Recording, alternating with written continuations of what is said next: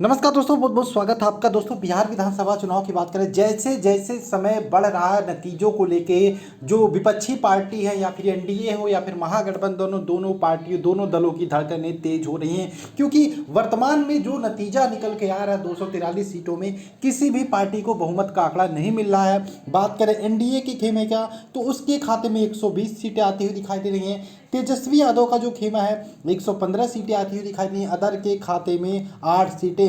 वहीं पे जो इम्पोर्टेंट रोल अदा करने वाला है, पहली बार बिहार के चुनाव में कूदे एआईएमआईएम पार्टी की बात करें, जो 2 सीटें जीत चुकी है, 3 सीटों और जीतने के करीब है। बात करें ओवैसी की पार्टी एआईएमआईएम की अमौर और बायसी विधानसभा सीट जीत चुकी है। आइए हम कुछ और विधानसभा सीटों के नतीजों को जानते हैं, कहां से कौन कौन जीत रहा है। सबसे पहले हम यहां पे बात करेंगे, हम शुरू से शुरुआत करते हैं और जो महत्वपूर्ण सीटें हैं उनके बारे में देख लेते हैं। तो आलमनगर विधानसभा सीट के बारे में हमने नहीं देखा था, इसको हम देख लेते हैं। तो आलमनगर की बात करें, यहाँ से नवीन कुमार जो हैं आरजेडी के, उनके खाते में 32,000 वोट है और जेडीयू के नागेंद्र नारायण यादव, उनके खाते में लगभग 48,000 वोट है। यानी कि जेडीयू यहाँ से आगे चल रही है और ये चुनाव जीत भी जाएगी, जितना वोटों का डिफरेंस है उसके हिसाब से देखें तो।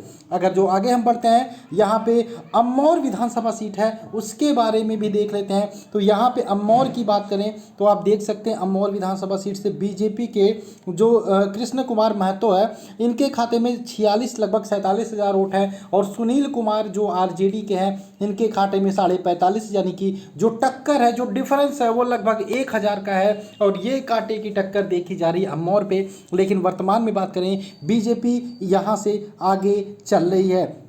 आगे बात कर लेते हैं आरा विधानसभा सीट की। तो आरा विधानसभा सीट के बारे में देखें तो अमरिंदर प्रताप सिंह हैं बीजेपी के, जिनको मिले 42,742 वोट।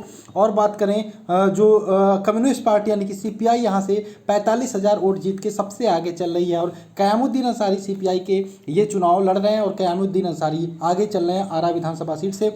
नतीजों की बात करें, 9 बजे थे, तेजी से आपके सामने सारे विधानसभा सीटों के लगभग नतीजे आने लगेंगे। अब बात कर लेते हैं हम बाघा विधानसभा सीट की। तो बाघा विधानसभा सीट की बात करें, यहाँ से देख सकते हैं बीजेपी के कैंडिडेट राम सिंह 87,000 वोट पा चुके हैं और ये चुनाव जीत भी जाएंगे, क्योंकि जो वोटों का डिफरेंस है कांग्रेस पार्टी से वो लगभग 30,000 का है। ठीक है, 30,000 का वोटों का डिफरेंस है। आगे बात करें हम बायसी विधानसभा सीट के बारे में, हम लोग यहाँ पे देख लेते हैं। बायसी विधानसभा सीट की बात करें, आप देख सकते हैं आरजेडी के जो उम्मीदवार है अब्दुल सुभान, यहाँ पे उनको 37,628 वोट मिले हैं और बीजेपी के विनोद कुमार को 51,793 वोट मिले हैं। और यहाँ से ये जो बायसी विधानसभा सीट है, इसी के बारे में मैं चर्चा कर रहा था कि एआईएमआईएम ये सीट जीत चुकी है और एआईएमआईएम के उम्मीदवार है सैयद रकरुद्दीन अहमद को 67,370 वोट मिले हैं और ये सीट एआईएमआईएम जीत चुकी है। आगे बात कर लेते हैं और विधानसभा सीटें हैं, जैसे बख्तियारपुर की बात कर लेते हैं।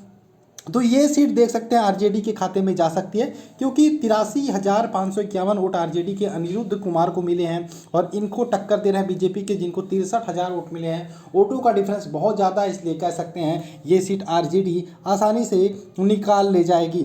आगे बात करते हैं तो यहाँ पे 12 विधानसभा सीट की बात कर लेते हैं। तो 12 विधानसभा सीट के बारे में देखें, बीएसपी यहाँ से चुनाव लड़ रही है, जिसको सिर्फ 7,478 वोट मिले हैं। वहीं राष्ट्रीय जनता दल को 48,000 वोट मिले हैं और यहाँ पे हिंदुस्तानी आवाम मोर्चा यानी कि हम जो पार्टी से ज्योति देवी चुनाव लड़ रही थी, उनको 56,000 वोट मिले हैं। वोटों का डिफरेंस लगभग 8,000 है और यहाँ से हम ये चुनाव जीत सकती है। आगे अगर जो हम बात करें नेक्स्ट विधानसभा सीट जो हमारा देख सकते हैं, बेगूसराय के बारे में देख लेते हैं। बेगूसराय विधानसभा सीट, तो यहाँ पे कांग्रेस है जो बढ़त बनाए हुए है और कांग्रेस यहाँ पे सेकंड पोजीशन पे है। जो अमिताभ भूषण चुनाव लड़ रही कांग्रेस से 65,854 वोट मिले हैं। वहीं कुंदन कुमार है बीजेपी के, इनको 71,220 वोट मिले, यानी कि बीजेपी यहाँ से आगे चल रही है बेगूसराय विधानसभा सीट से। आगे बढ़ते हैं हम यहाँ पे बेनीपट्टी विधानसभा सीट की बात कर लेते हैं। तो बेनीपट्टी की बात करें, यहाँ पे देख सकते हैं जो कांग्रेस के हैं भावना झा, उनको 45,819 वोट मिले हैं और बीजेपी को 78,000 वोट मिले, यानी कि बीजेपी ये सीट आसानी से जीत जाएगी, चूंकि वोटों का डिफरेंस बहुत ज़्यादा है। अगर जो हम आगे चलते हैं भागलपुर विधानसभा सीट की बात करें, तो भागलपुर सीट का रिजल्ट देख सकते हैं। यहाँ पे कांग्रेस 45,000 वोट मिले हैं और यहाँ पे देखते हैं रोहित पांडे बीजेपी के, उनको 39,000 वोट मिले हैं। वोटों का डिफरेंस 6,000 है और डिफरेंस 6,000 यानी कि कह सकते हैं ज़्यादा है। और अब नतीजे आने वाले हैं तो इस हिसाब से अजीत शर्मा यहाँ से कांग्रेस के चुनाव जीत सकते हैं।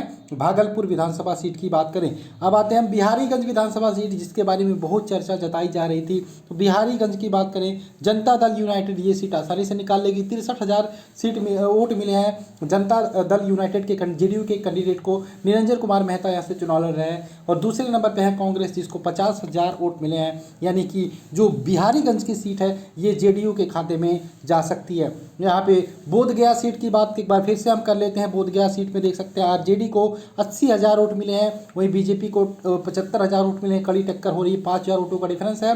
और अंतिम समय चल रहा है, इस हिसाब से आरजेडी बोधगया की सीट निकाल सकती है और आरजेडी से कुमार सर्वजीत यहाँ पे चुनाव जीत सकते हैं। छपरा विधानसभा सीट के बारे में बहुत यहाँ पे नाम निकल के आ रहा था, छपरा का एक बार देख लेते हैं हम।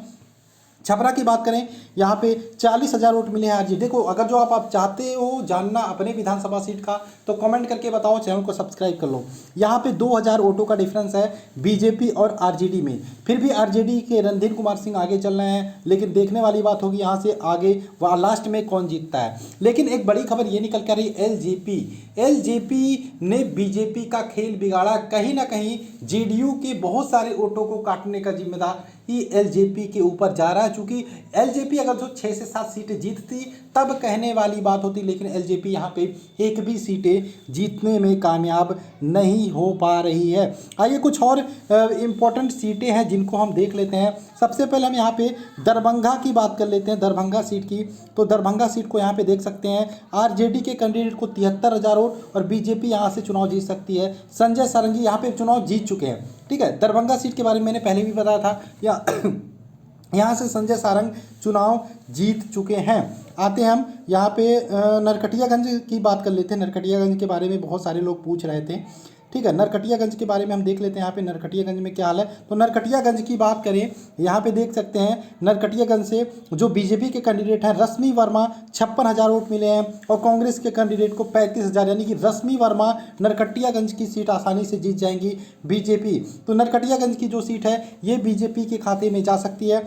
वाल्मीकि नगर के बारे में आप लोग पूछ रहे थे, तो वाल्मीकि नगर की बात कर लेते हैं। तो वाल्मीकि नगर की अगर जो सीट की बात करें तो जनता दल यूनाइटेड के कैंडिडेट हैं धीरेंद्र कुमार सिंह, इनको 45,000 वोट मिले हैं। और जो बीएसपी के कैंडिडेट हैं उनको 10,000 वोट और जो कांग्रेस है उनको 28,000, यानी कि ये सीट भी आपका जेडीयू के खाते में जा सकता है, जिस प्रकार से वोटों का डिफरेंस है। आगे बात करें हम यहाँ पे उजियारपुर विधानसभा सीट की बात कर लेते हैं। तो उजियारपुर विधानसभा सीट की बात करें तो यहाँ पे आरजेडी के खाते में 89,000 वोट और यहाँ पे बीजेपी के खाते में 66,000 वोट, और जिस हिसाब से वोटों का डिफरेंस है वो आरजेडी यहाँ पे चुनाव आसानी से जीत जाएगी। अब नेक्स्ट बात कर लेते हैं हम सुगौली के बारे में और ढाका। सुगौली और ढाका बहुत सारे लोग पूछ रहे थे सुगौली और ढाका विधानसभा सीट के बारे में। तो सुगौली का अगर जो हम देखें तो यहाँ पे आरजेडी के जो कैंडिडेट हैं शशि भूषण सिंह, इनको 49,000 वोट मिले हैं। और जो यहाँ पे और उनको टक्कर दे रहे हैं विक्रमशील इंसान पार्टी, ठीक है। तो वीआईपी पार्टी के रामचंद्र साहनी, जिनको 46,000 वोट मिले, यानी कि 3,000 वोटों का डिफरेंस है। देखने वाली बात होगी यहाँ पे क्या आरजेडी चुनाव जीतती है या नहीं। आगे अगर जो हम बात करें 2 सीटें हम और देख लेते हैं। एक तो हरलाखी विधानसभा सीट की बहुत सारी डिमांड आ रही थी कि सर आप हरलाखी विधानसभा सीट की, पिपरा की बात कर लेते हैं। पिपरा का आप देख लीजिए, यहाँ पे बीजेपी यहाँ पे 38,000 वोट मिले हैं और यहाँ पे जो कम्युनिस्ट पार्टी है उसको 29,000 वोट मिले हैं। तो यहाँ पे बीजेपी लीड कर रही है पिपरा विधानसभा सीट से।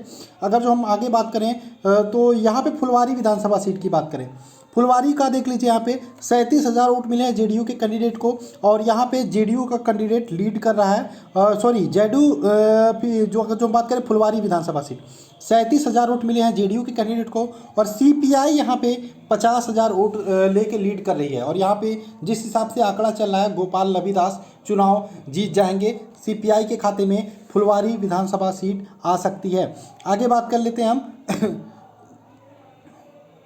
एक और विधानसभा सीट मोकामा की बात करें, यहाँ पे बाहुबली नेता अनंत कुमार सिंह चुनाव लड़ रहे थे आरजेडी की सीट पर और इनको 71,000 वोट मिले हैं और ये चुनाव आसानी से जीत जाएंगे क्योंकि जेडीयू के कैंडिडेट हैं उनको उनसे आधा वोट मिला है, यानी कि 50% जो है वोटों का डिफरेंस है। तो मोकामा की सीट यहाँ पे अनंत कुमार सिंह आसानी से जीत जाएंगे।